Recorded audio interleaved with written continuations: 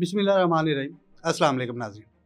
नाज़रीन, सियासत और शतरंज दोनों के कवानीन बड़े सादा हैं, मगर दोनों की चालें बड़ी अहम होती हैं। इसी तरह सियासत में वही लोग कामयाब होते हैं जो अपनी चाल को बड़ा सोच समझ कर मौके और मौजू हालात के मुताबिक चलते हैं।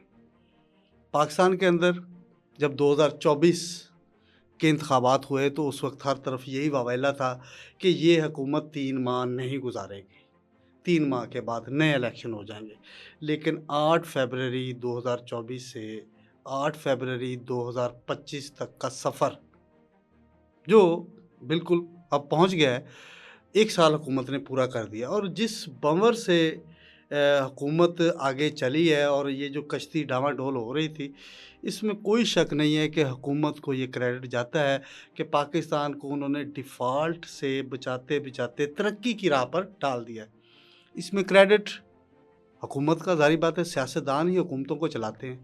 सबसे ज़्यादा क्रेडिट हुकूमत और उनके इत्तेहादियों का। जब बात की जाती है पाकिस्तान के अंदर हुकूमत की, तो मुस्लिम लीग नून, ज़ाहिर बात है वो वफाक के अंदर मौजूद है, और बाकी उनके इत्तेहादी पाकिस्तान पीपल्स पार्टी की सूरत में उनके साथ जुड़े हुए हैं और शाना बशाना चल रहे हैं और कंधे से कंधा उन्होंने मिलाया हुआ है।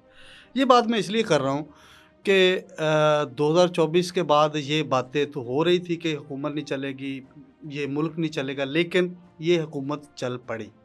1 साल हो गया।